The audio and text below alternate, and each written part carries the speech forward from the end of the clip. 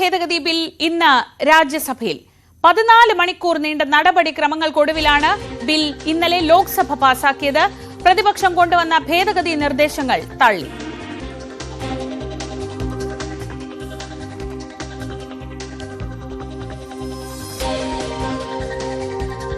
सदस्यगण शुद्धि के अद्यतन मत विभाजन का परिणाम इस प्रकार है। पक्ष में 288, विपक्ष में 232। प्रस्ताव स्वीकृत हुआ और विधेयक यथा संशोधित पारित हुआ।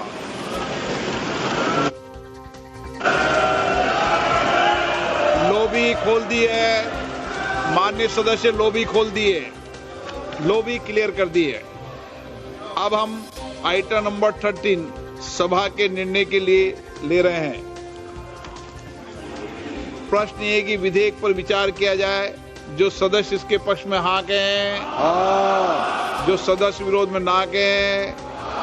मेरे विचार में निर्णय हाँ वालों के पक्ष में, हाँ वालों के पक्ष में विधेयक पर विचार करने हेतु प्रस्ताव को स्वीकृत किया गया।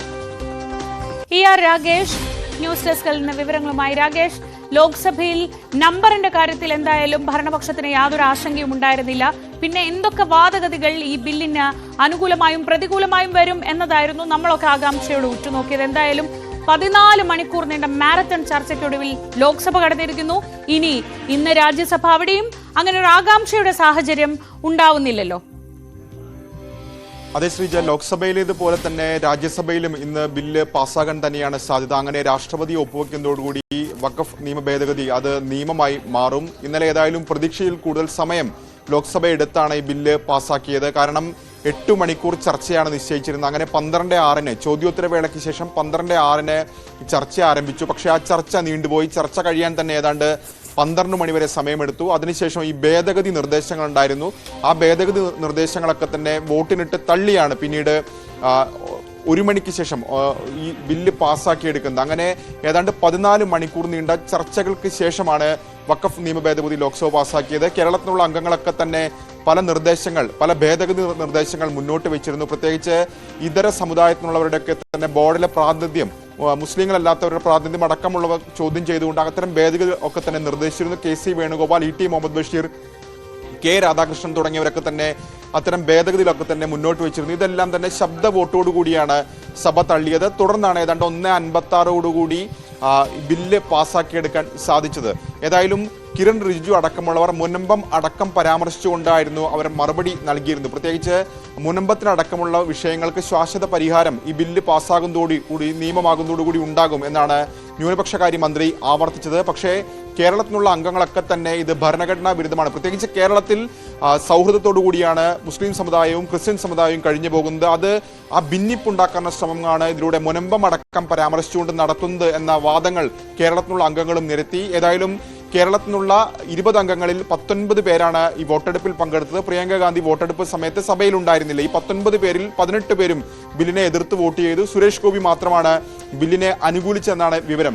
ഏതായാലും ഇന്ന് രാജ്യസഭയിൽ കൂടി ബില്ല് വരികയാണ്. രാജ്യസഭയിലും ലോക്സഭയിലും ഇതുപോലെ തന്നെ സർക്കാരിന് നിലവിൽ ബില്ല് പാസ്സാക്കിയെടുക്കാനുള്ള ഭൂരിപക്ഷമുണ്ട്. കാരണം രാജ്യസഭയുടെ മൊത്തം അംഗബലം 245 ആണെങ്കിൽ നിലവിലെ അംഗബലം 237 ആ നിലയ്ക്ക് നോക്കുമ്പോൾ 119 വോട്ടുകൾ മതി, അംഗങ്ങളുടെ പിന്തുണ മതി ബില്ല് പാസ്സാക്കിയെടുക്കാൻ. പക്ഷേ ഭരണപക്ഷത്തിന് 122 അംഗങ്ങളുടെ പിന്തുണയുണ്ട്. ആ സാഹചര്യത്തിൽ ബില്ല് പാസ്സാകും എന്ന കാര്യത്തിൽ സംശയമില്ല. ഏതായാലും ഇന്ന് രാജ്യസഭയിൽ അംഗങ്ങളൊക്കെ തന്നെ ഹാജരാകണമെന്ന് ആവശ്യപ്പെട്ടുകൊണ്ട് BJP വിപ്പ് നൽകിയിട്ടുണ്ട്. പ്രതിപക്ഷ പാർട്ടികളും വിപ്പ് നൽകിയിട്ടുണ്ട്. ശ്രീജ, ഇന്നലെ വലിയ ആകാംക്ഷയുണ്ടായിരുന്നത് KCBCയുടെ ഒക്കെ ഭാഗത്തു നിന്ന് ഇത്ര കർശനമായ ഒരു വെല്ലുവിളി സ്വഭാവത്തിൽ നിങ്ങൾ എന്ത് നിലപാടെടുത്താലും അതിന് ജനങ്ങൾ മറുപടി പറയും എന്ന രീതിയിലുള്ള ഒരു മെസ്സേജൊക്കെ വന്ന് അതിനുശേഷം ഏത് നിലപാടെടുക്കുമായിരിക്കും, പ്രത്യേകിച്ച് സഭയ്ക്ക് വലിയ സ്വാധീനമുള്ള കേരള കോൺഗ്രസ് ഉൾപ്പെടെയുള്ള കക്ഷികൾ എന്ത് നിലപാടെടുക്കുമെന്ന കാര്യത്തിൽ ഒരു ഉദ്വേഗമൊക്കെ നിലനിന്നിരുന്നല്ലോ രാഗേഷ്.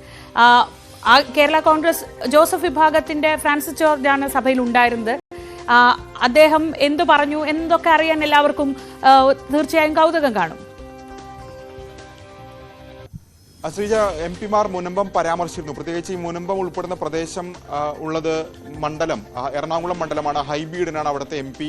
ഹൈബി ഈഡൻ ഏതായാലും മുനമ്പം പരാമർശിച്ചു. പ്രത്യേകിച്ച് BJPക്ക് ഈ മുനമ്പം ഒരു രാഷ്ട്രീയ വിഷയമാകാം, എന്നാൽ തനിക്ക് അതൊരു രാഷ്ട്രീയ വിഷയമല്ല. പ്രത്യേകിച്ച് അത് വൈകാരിക വിഷയമാണ്. താൻ ആ മണ്ഡലത്തിൽ നിന്ന് വരുന്ന ആളാണ്, അവിടുത്തുകാരെ നേരിട്ടറിയുന്നതാണ് എന്ന് ഹൈബി ഈഡൻ പറയുകയും ചെയ്തു. ഇതിനപ്പുറം ലത്തീൻ സമുദായ അംഗങ്ങൾ സമരത്തിലുണ്ട്. അപ്പോൾ തന്റെ മത്സ്യത്തൊഴിലാളി സമുദായമാണ് ഈ സമരം നടത്തുന്നത്. അതുകൊണ്ട് തന്നെ തനിക്കിത് വ്യക്തിപരവും വൈകാരികവുമായ വിഷയമാണ് എന്നാണ് ഹൈബി ഈഡൻ പറഞ്ഞിരിക്കുന്നത്. പക്ഷേ മുൻകാല പ്രാബല്യം ഇല്ലാത്ത സ്ഥിതിക്ക് എങ്ങനെ ഇത്തരത്തിൽ ഈ മുനമ്പം പരിഹരിക്കപ്പെടും എന്ന ചോദ്യം ഹൈബി ഈഡൻ ചോദിക്കുകയുണ്ടായി. പ്രത്യേകിച്ച് ഇപ്പോൾ ഈ വിഷയം BJP രാഷ്ട്രീയ നേട്ടത്തിന് വേണ്ടി മാത്രം ആയുധമാക്കുകയാണ്. അത് ജനങ്ങളെ തമ്മിലടിപ്പിക്കാനുള്ള ശ്രമങ്ങളാണ്, ഭരണഘടനാ വിരുദ്ധമാണ് എന്ന് ആവർത്തിക്കുകയും ചെയ്തു ഹൈബി ഈഡൻ. ഫ്രാൻസിസ് ജോർജും ഏതാണ്ട് 4-4.5 മിനിറ്റാണ് സംസാരിച്ചത്. അദ്ദേഹവും മുനമ്പം പരാമർശിച്ചു. പ്രത്യേകിച്ച് KCBC-യും CBC-യും ഒക്കെ തന്നെ ഈ ബില്ലിനെ പിന്തുണച്ചുകൊണ്ട് രംഗത്ത് വന്നിട്ടുണ്ട്. അങ്ങനെ രംഗത്ത് വരാനുള്ള കാരണം മുനമ്പം പരിഹരിക്കുകയാണെങ്കിൽ അതിനെ പിന്തുണയ്ക്കുന്നു എന്നാണ് KCBC-യും ഒപ്പം തന്നെ CBC-യും വ്യക്തമാക്കിയത് എന്നാണ് ഫ്രാൻസിസ് ജോർജ് പറഞ്ഞത്. പക്ഷേ ഈ നേതാക്കളൊക്കെ തന്നെ ഈ ബില്ലിലെ വ്യവസ്ഥകളോട് എതിർപ്പുണ്ട്. പ്രത്യേകിച്ച് അത് മുസ്ലിം വിരുദ്ധമാണ്, ന്യൂനപക്ഷ വിരുദ്ധമാണെന്ന് നേതാക്കളൊക്കെ തന്നെ അവരുടെ പ്രസംഗങ്ങളിൽ ആവർത്തിക്കുകയും ചെയ്തു. മാത്രമല്ല, വോട്ടെടുപ്പ് വന്നപ്പോൾ ഈ ബില്ലിനെ എതിർത്ത് വോട്ട് ചെയ്യുകയാണ് അംഗങ്ങൾ ചെയ്തത്. അങ്ങനെ ഏതായാലും കേരളത്തിലുള്ള അംഗങ്ങളൊക്കെ തന്നെ, പ്രത്യേകിച്ച് UDF അംഗങ്ങളായാലും LDF ആയാലും K രാധാകൃഷ്ണൻ ആയാലും ഈ ബില്ലിനെ എതിർത്ത് വോട്ട് ചെയ്യുന്ന നിലപാടാണ് സ്വീകരിച്ചത്. സുരേഷ് ഗോപി മാത്രമാണ് അത്തരത്തിൽ ബില്ലിനെ, പ്രത്യേകിച്ച് BJPയുടെ ഏക ലോക്സഭാംഗമാണ് അദ്ദേഹം മാത്രമാണ് ബില്ലിനെ എതിർത്ത് അനുകൂലിച്ച് വോട്ട് ചെയ്തിട്ടുള്ളത്. ശ്രീജ. ശരി, രാകേഷാണ് വിവരങ്ങൾ നൽകിയത്. ഇന്ന് ബിൽ രാജ്യസഭയിലേക്ക് വരികയാണ്. ഇന്നലെ രാത്രി ഏറെ വൈകി വളരെ കൗതുകകരമായ ഒരു പ്രമേയ അവതരണം കൂടി നടന്നു. അത് മണിപ്പൂരിൽ രാഷ്ട്രപതി ഭരണത്തിന് അനുമതി തേടിയുള്ള ചർച്ചയായിരുന്നു. അത് ലോക്സഭയിൽ ആരംഭിച്ചത് പുലർച്ചെ 2 മണിക്കാണ്. 14 മണിക്കൂർ നീണ്ട വഖഫ് ഭേദഗതി ബില്ലിന്റെ ചർച്ചയ്ക്ക് ശേഷമാണ് അപ്രതീക്ഷിതമായി മണിപ്പൂർ ചർച്ചയ്ക്ക് വന്നത്. ചർച്ച പുലർച്ചെ 3 മണി വരെ നീണ്ടു. പ്രമേയം ചർച്ചയ്ക്ക് എടുക്കുമ്പോഴേക്കും പ്രതിപക്ഷ നേതാവ് രാഹുൽ ഗാന്ധി മടങ്ങിയിരുന്നെങ്കിലും ശശി തരൂർ, DMK അംഗം കനിമൊഴി, TMC അംഗം സയോണി ഘോഷ്, ശിവസേന ഉദ്ധവ് വിഭാഗം നേതാവ് അരവിന്ദ് സാവന്ത്, NCP അംഗം സുപ്രിയ സുലെ തുടങ്ങിയവർ ചർച്ചകളിൽ പങ്കെടുത്തു. മണിപ്പൂരിലെ സ്ഥിതി നിയന്ത്രണ വിധേയമാണെന്ന് അമിത്ഷാ മറുപടി നൽകി.